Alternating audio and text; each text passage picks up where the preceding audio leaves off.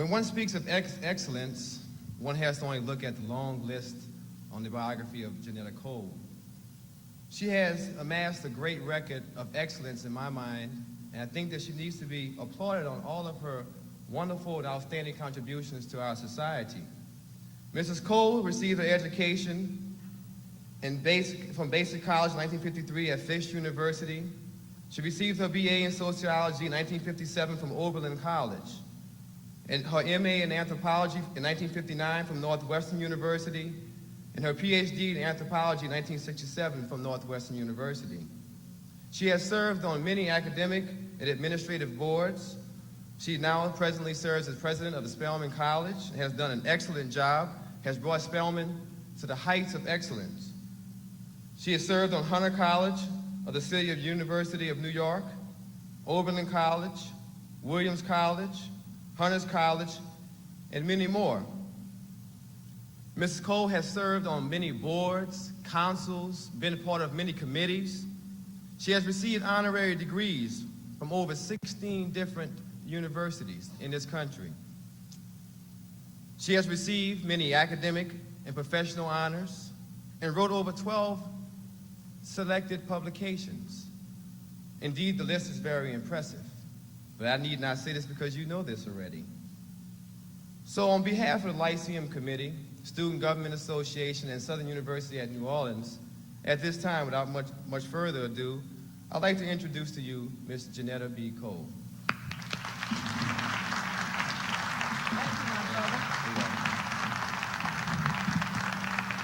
Thank you.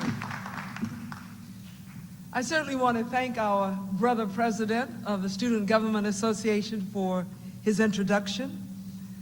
I, of course, want to extend my very warm greetings to the brother chancellor and to all of the student leaders who are here, but with a very special moment of gratitude to Brother Lewis, because I think that it is your persistence that is behind my presence here tonight. In fact, to tell you the truth, when this brother gets on your case, it's sort of like white on rice, so you might as well give in. I want to say good evening to each and every one of you, my sisters and brothers. I want to thank you for making a choice, very interesting choice. You came here. You could have been in front of your television watching the Saints and the 49ers. Now, I want you to know that we're going to, in no way, shave an inch from this evening's discussion, but you'll be home by the second half. I want to say a very warm thank you to this university for inviting me to come this evening to share with you some of my ideas about African American education. And as Carter G. Woodson would have put it, the miseducation, he called it, of the Negro. Now, I'm certain that there are lots of points of difference among us if we decide that this evening we're going to talk about the education of black folk. But I rather suspect that on one point, I can actually gain total agreement. I might even get an amen and an a women too. The point is this, that education is an essential ingredient for the well-being and for the empowerment of any people. Now, we capture this fundamental point in things that we say. Someone once said that education is the key to happiness. Derek Bach, formerly the president of Harvard University, once said, if you think that education is expensive, you ought to try ignorance. William Butler Yeats said that education is not the filling of a pail, it is the lighting of a fire. And one of my sheroes, Mary McLeod Bethune, said of her times what is no less true today. She said, knowledge is the prime need of the hour. Now, all of that's really very well put. And yet the most poignant words that I have ever heard or read about, spoken about education, are these. These are words of a Mississippi slave owner, and the year was 1832. He said quite simply but ever so accurately, knowledge and slavery are incompatible. Indeed, they are. And that's why it's not hard to understand why at one point in American history, it was against the law to teach slaves to read and to write. To know is ultimately to be free. Of course, when we speak of black education, we are really meaning far more than our people's ability to read and to write. By education, we mean a process of intellectual development and joy. It's a process that should go on as long as there is life within us. Once the formal phase of education is over, and we call that schooling, if we cease to learn, if we no longer have a curiosity about how and where and why the world is as it is, if we have no more questions to ask, then the very best part of life is already over. As I grew up, there was all around me in the segregated South of my town called Jacksonville, Florida, a deep belief in the power of education, not only as a means for an individual to know mobility, but a belief in education as the key to the advancement of a whole people. Through what I saw and felt and was told, indeed through much that surrounded me as a youngster, I can say that I came to deeply love something called education. And at a given point then made a decision to devote the rest of my life to helping others to engage in it. Once you have learned, one then has an extraordinary responsibility. It's captured in an African proverb that says, "She who learns must teach." Now, in the town that I grew up in, Jacksonville, Florida, many a child, myself included, was sent north to relatives if parents thought that there were better schools up there and some kinfolk who could take the children in. Indeed, fathers and mothers cleaned somebody else's house, cooked somebody else's food, tended somebody else's garden, drove somebody else's car, swallowed bitter pills of indignity in order for their children to get an education. The knees of many a black woman could tell of a devotion to her children's education. Listen to some folk out of my past saying, "Why, if Junior keeps doing what he's doing, one day Junior gonna be a doctor." That's what proud parents would boast about their children doing well in school. And sister, a nickname that was often given to the firstborn who was female in a family. And sister, why, sister makes us just so proud we don't know what to do.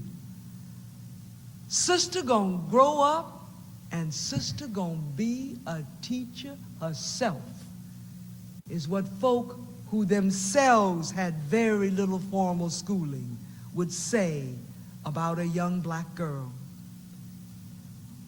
In these snatches of conversation then from my childhood, you hear the deep pride that parents and kinfolks had in the accomplishments of the next generation.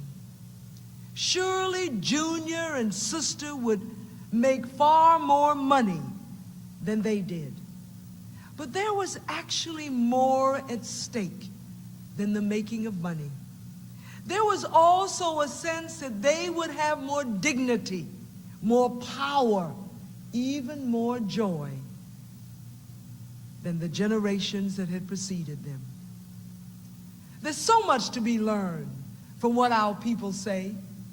And in fact, I must tell you that as an anthropologist, one who, in the simplest of terms, is a people watcher, one who studies the ways of life of people, I can tell you that I always listen to hear what my folk are saying.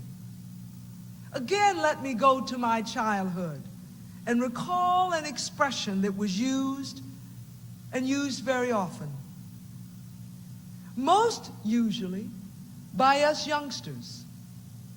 And so some little girl, I could have been that little girl, would suck through her teeth, roll her head, and say of one of her playmates, "I ain't studying you." This is said, or was said, as an expression of disengagement, of saying, "I don't care," of saying, "I won't even bother to understand you. I ain't studying you." Conversely, one of us might say to the other, noticing yet another little girl and a little boy, "Look how she be studying him." Saying then with those words, look how she is interested in him, attempting in fact to understand him. And most of all, I remember that expression of studying when we were admonished as young kids to keep studying our books, because we were told, study your books or keep studying. That's how you're going to make something out of yourself. And those youngsters who didn't apply themselves in school heard a dire prediction. Somebody would say of him, "He ain't never gonna mount to nothing." There was so much about the segregated schools that I experienced, and that those in this audience of my generation experienced here in New Orleans. So much about that segregated schooling that was dehumanizing. Indeed, it was just plain shameful. I certainly recall being outraged that in the colored schools of Jacksonville, Florida, we had to study out of hand-me-down books that the white kids no longer needed because they got a shipment of brand new books. And even though the branch of the library that I went to was named after my great-grandfather, it was the Abraham Lincoln Lewis branch of the library. Many a man of my great-grandfather's generation was named Abraham Lincoln. Even though that library bore his name, even though the librarian was Olga Bradham, my mother's closest friend, it was still the colored branch of the library. And I knew that their library had more books in it than ours. And so, of course, we rejoiced all over Black America when segregated schools were struck down as illegal. Separate could not be equal, the court said in Brown versus the school, of the Board of Education. But my sisters and brothers, I want you to know that in many schools attended today by young African American children, we now have neither the strengths of those old segregated schools, nor do we have the advantages of a fully integrated public school system. Because in those colored schools, just as they were here, just as they were in my hometown and all over the South and a good deal of the North too, in those old colored schools, more often than not, there were teachers who believed in our children. And more than that, teachers who believed in the capacity of every black child to learn. In these so-called integrated schools, how quickly our children are labeled uneducable, and then they are left to fully underdeveloped. How quickly young black boys are identified as troublemakers. And guess what?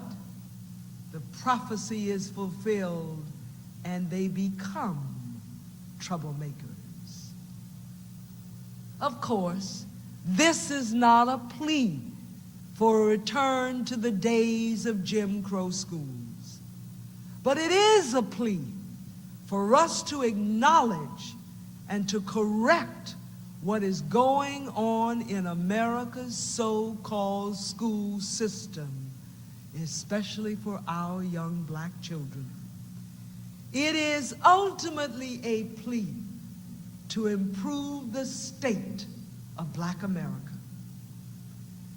Today, really a matter of a few years until the next century is here. Today, we must realize that there are more college-age young black men in the cells of our jails and prisons than in the dormitories of our colleges and universities. Today, a matter of a few years before the 21st century, a little black girl has only one chance in 21,000 of ever getting a PhD in mathematics, in engineering, or in the physical sciences. But that same little pumpkin has 1 in 5 chances of dropping out of school before her high school graduation.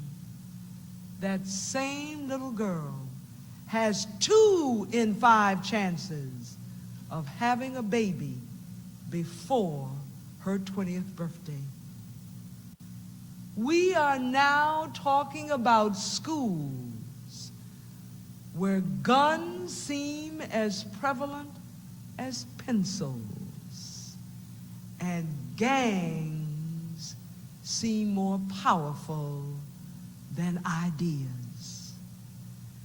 Yet another way of capturing what is happening to our young people is to know that today, almost 1/2 of all black children are living in poverty. Today, growing up in Harlem in New York City, if you are an African American child, it means you will die an earlier death than if you grew up in Bangladesh, one of the poorest nations of the world. What I am saying, my sisters and brothers, is that there is an intimate relationship between black education and the state of black America. When a child walks into a classroom, that child brings with her or with him the other 16 hours of the day, the other 5, 10, 12 years of life, and each and every one of the experiences that she or that he has undergone. Whether those experiences are living in some wealthy white suburban neighborhood or living in the depths of poverty in the center of a city, the child brings with her, whether or not she is hungry or in fact stuffed with overindulgence, whether or not she is abused or loved. Each of our young boys brings with him the violence seen on television and the violence seen in his own life. Our children bring into the classroom, whether or not they're being supported, comforted, and nurtured, or denigrated and criticized and ignored. Each and every one of these experiences comes into the classroom, into the study hall, into the dormitories, into a child's ability to learn, and even into the very desire to learn or not to do so. Education does not take place in a vacuum. It is intimately related to society. And so at a time when we see our own communities in a state of extraordinary moral disarray, at a time when we see African American women struggling alone in poverty to raise their children, at a time when black unemployment remains twice as high as white unemployment, can we really expect that our schools would look very differently from the way they do today? And at a moment when racism seems to have reared its ugly head in America with increased vengeance anew, how dare we be surprised by the blatant racist incidents and attacks that are taking place in our schools, at our colleges, and our universities. It really is a sad commentary about the state of our nation when we look at the state of our schools. Indeed, unless we are careful, we will shortly have in the next century America's people of color fully miseducated to function as responsible citizens, fully uneducated to deal as effective workers, clearly uneducated, miseducated to live productive and joyful lives. And this is the case even as folk of color are well on the way to becoming our nation's numerical majority.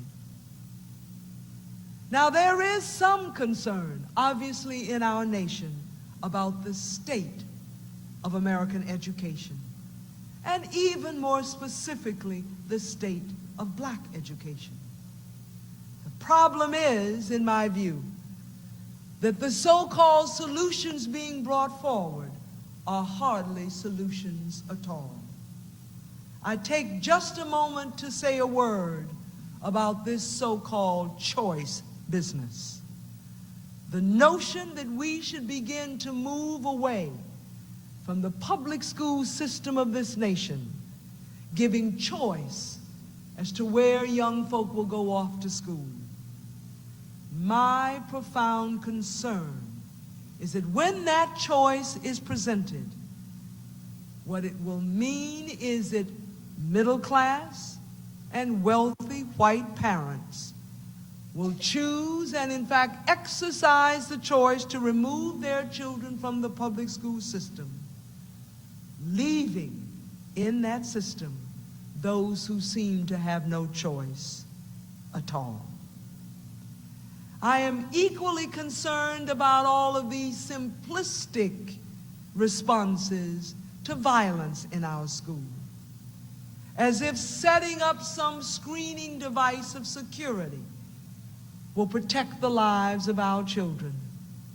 Sure, it might keep the gun out of the 6th or the 7th or the 8th or the 10th or the 11th grade classroom.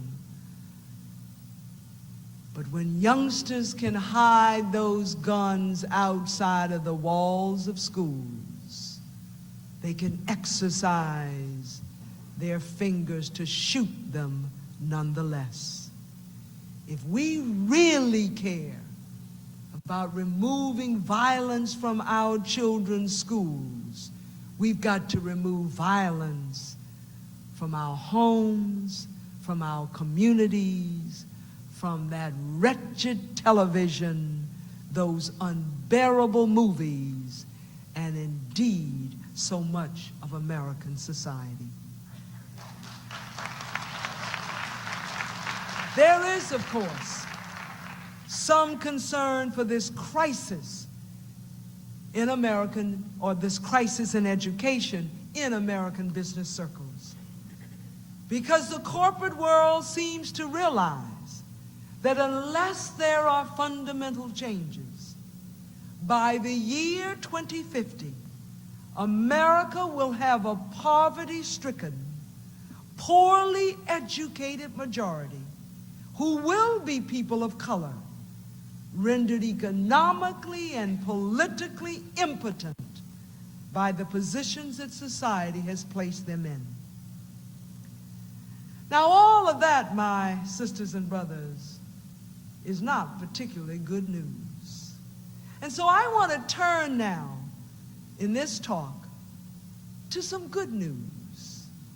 I want to turn now to say something about what's going on in one particular sector in American education.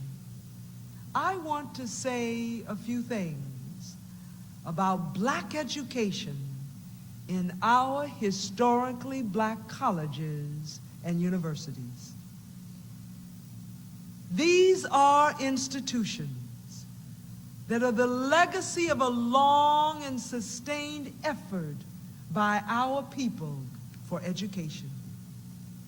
I'm talking about schools, yes, like Spelman and Morehouse, Howard and Hampton, Fisk and Tuskegee, Wilberforce and Lincoln, Xavier and Bennett, Bethune-Cookman and Dillard, Johnson C. Smith and Tougaloo, Morgan State and South Carolina State 2, Texas Southern, Talladega, Rust, and Southern University at New Orleans. Each of these schools, and indeed all of the 107 historically and predominantly black colleges and universities, began because black students were not welcome in white colleges and universities. And though our schools have been categorized as black schools, our institutions have in reality never excluded those who are not of African American descent. Long before predominantly white schools were legally required to provide some semblance of equal access and opportunity, historically black colleges provided members of various ethnic groups with their first opportunities to work together in a collegial atmosphere. Even today, taken as a whole, not any individual one of these schools, but taken as a whole, black colleges and universities have more integrated faculties and student bodies than the PWIs, the predominantly white. And despite the meager resources, historically black colleges and universities have always provided people of our race with virtually their only chance, especially during the days of segregation, virtually their only chance to receive a college education and then to go on to graduate and professional training.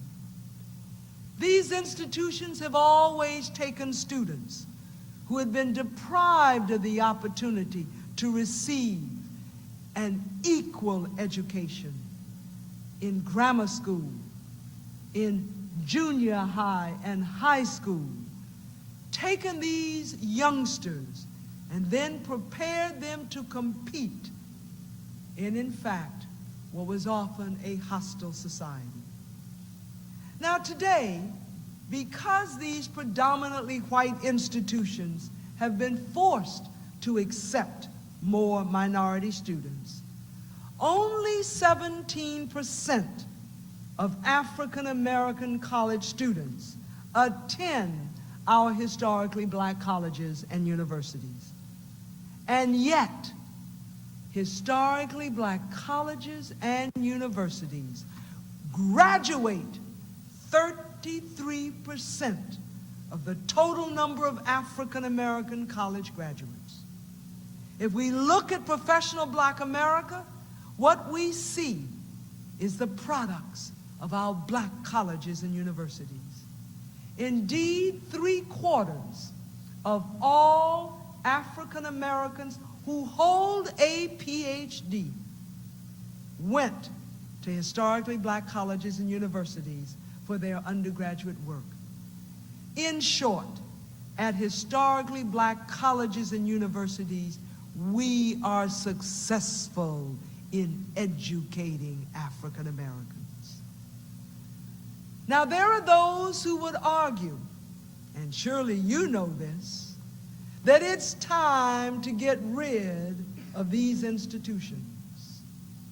You know, both from what's going on in this state and in the state of Mississippi, that there are some who dare to want to close or to change fundamentally these institutions which genuinely educate our people.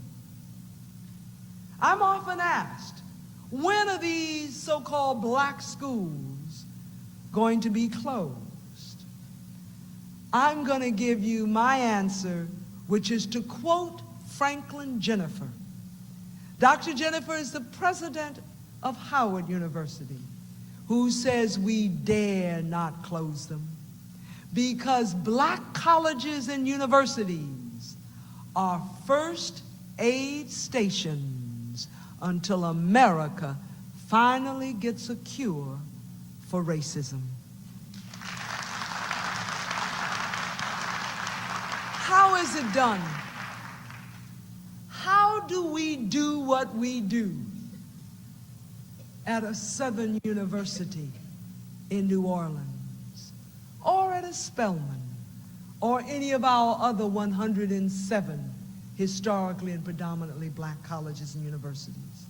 Now I want to tie this focus on black colleges and universities with my earlier comments about what's going on in black public education. In other words, I want to look now at 6 lessons that we can learn for all of black education by looking at what goes on in these black colleges and universities. Lesson number 1, education really does involve a whole person. Because students at our historically black colleges and universities have their basic necessities cared for. If it is a residentially based school, like at Spelman, and I appreciate that this one is not. It means that the students live in a relatively safe environment. It means that our students are not haunted on campus every other second by racism, and therefore they can turn their attention to their studies. I know that's the case for you here at this institution.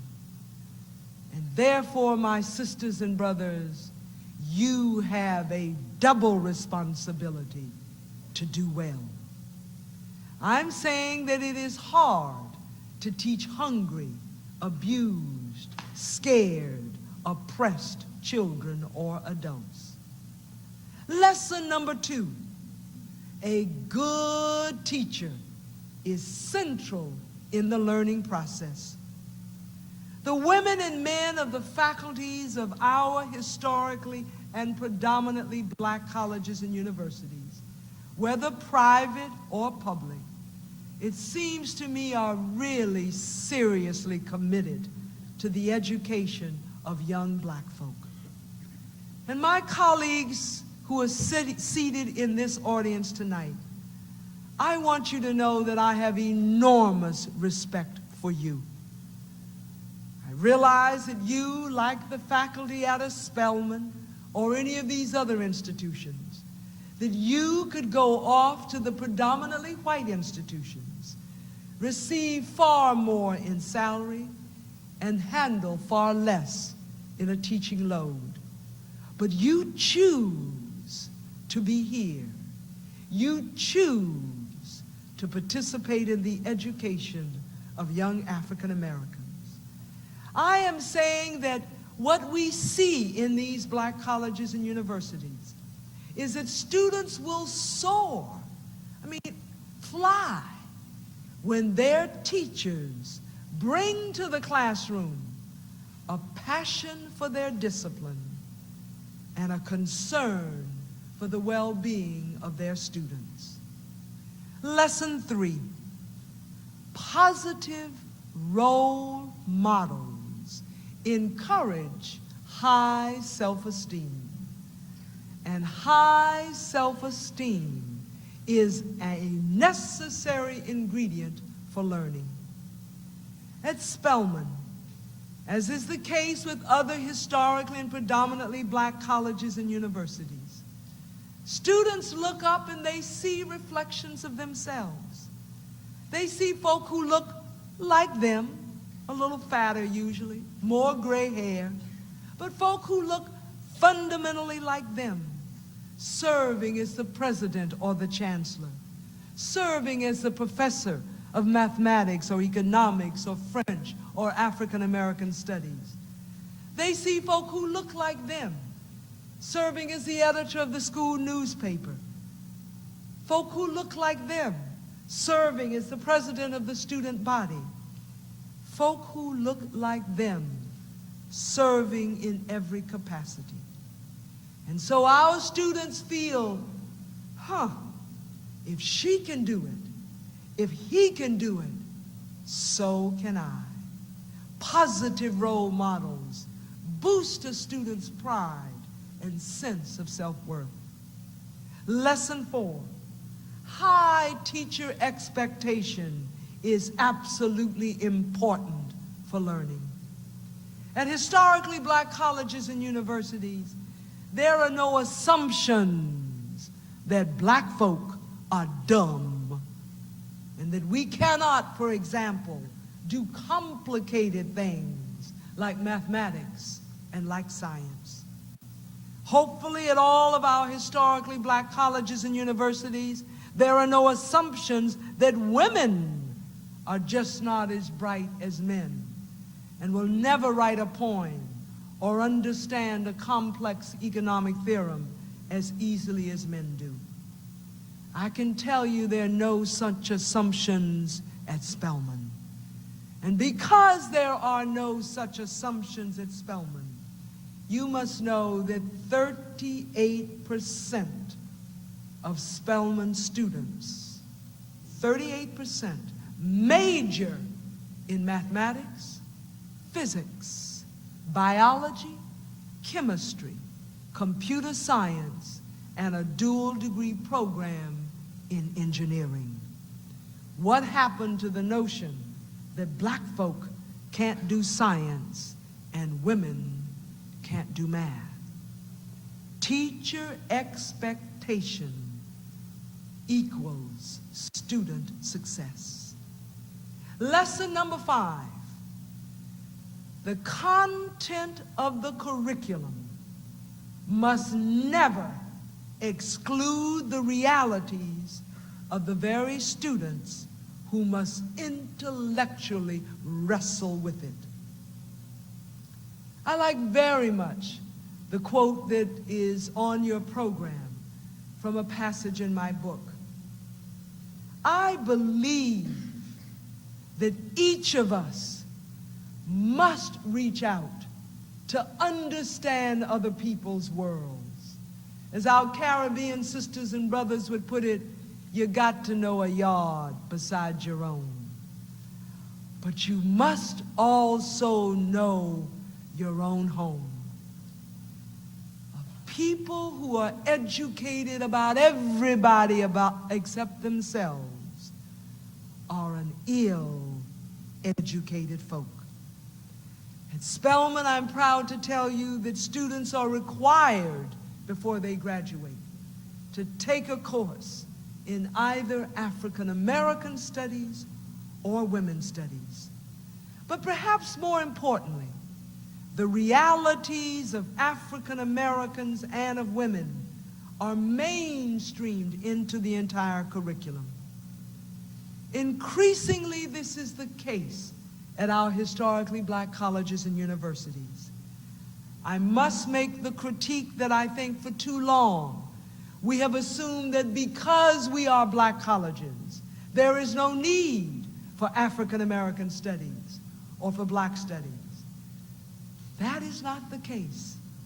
Because we are historically black institutions does not mean that we intellectually focus in on who we are as a people, where we have come from, and what indeed is for us to do.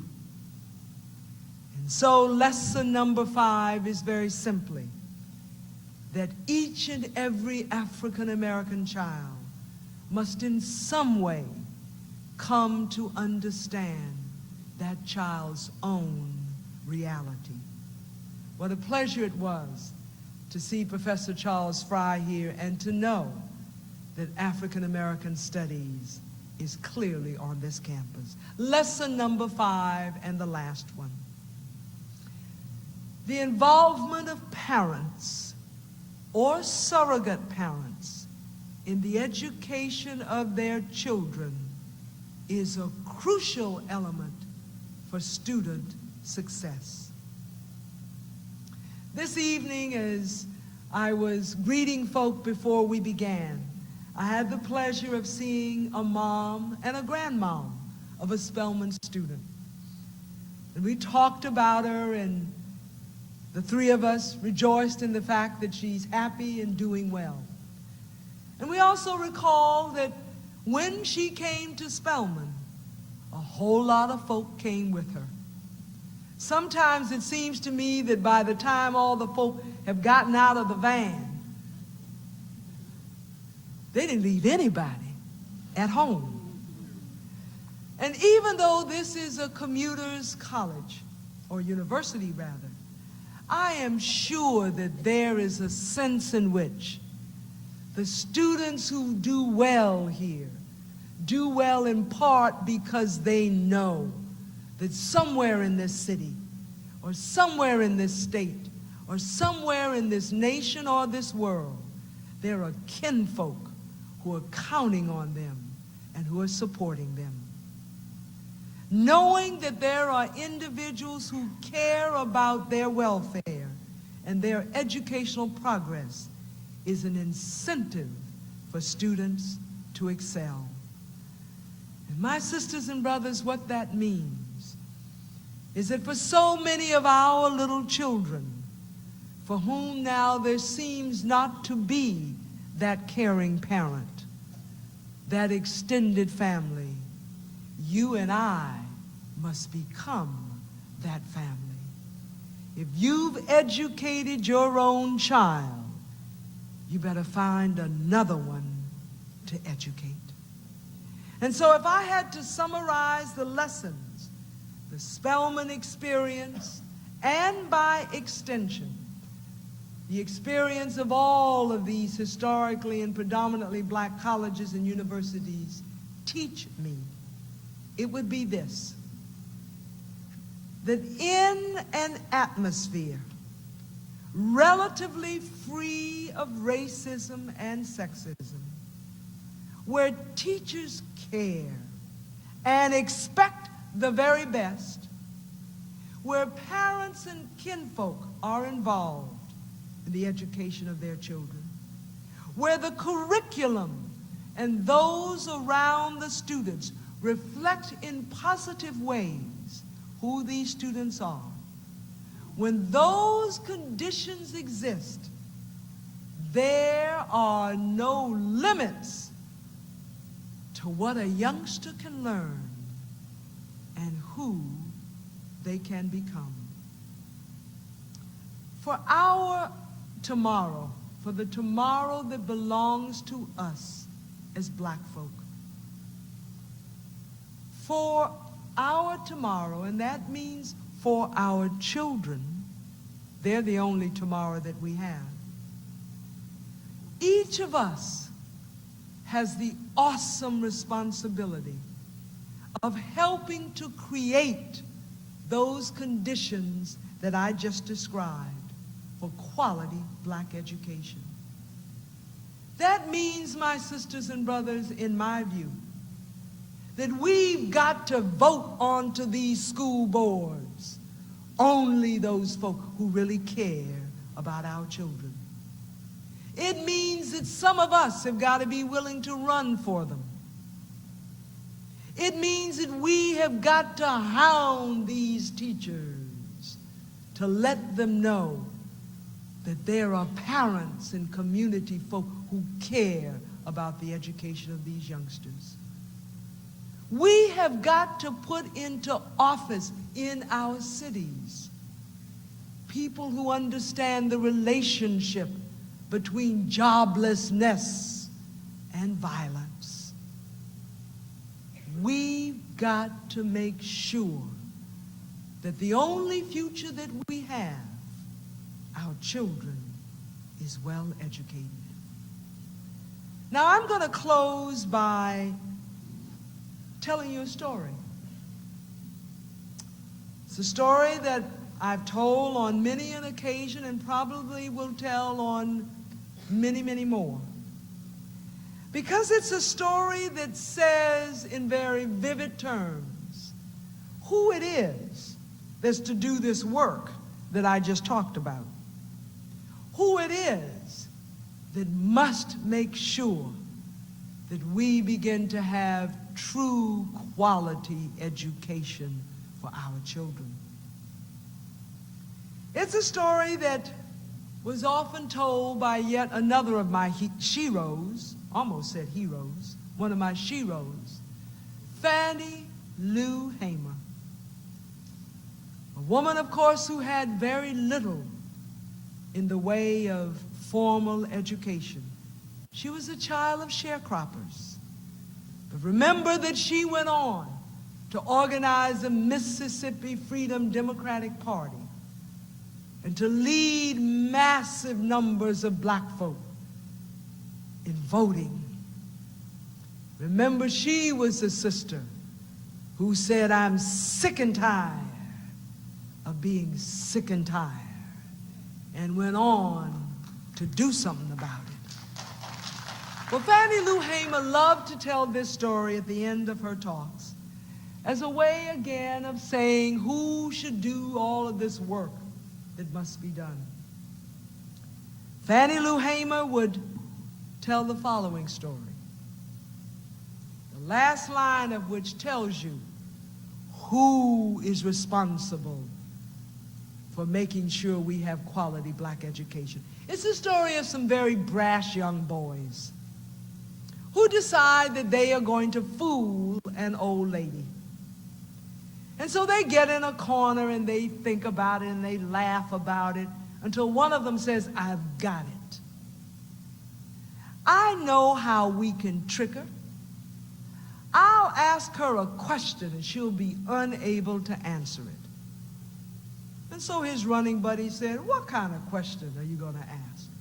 He said, "Listen, remember that bird we caught? I'm going to grab that bird.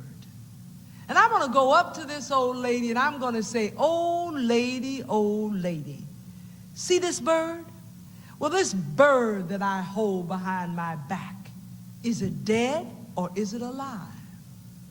Now, if the old lady says, 'Why, that bird is dead,' I'm going to release my hand and the bird will fly away. But when I ask my question, 'Old lady, is this bird dead or alive?' if she says the bird's alive, I'm going to crush it." So they did all kinds of high fives and said, "Got it," and went off to find the old lady. The ringleader goes up to her, says, "Yo, old lady, you want to answer this question for me?" And with that compassion and decency that is so much a part of our elders, she looked up and said, "Why, my son, I'll try. What is it?" He said, "Well, old lady, this bird, see it?"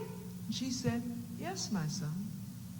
He said, "Well, this bird that I hold behind my back, is it dead or is it alive?" You know what the old lady said? She said, "Why, the bird?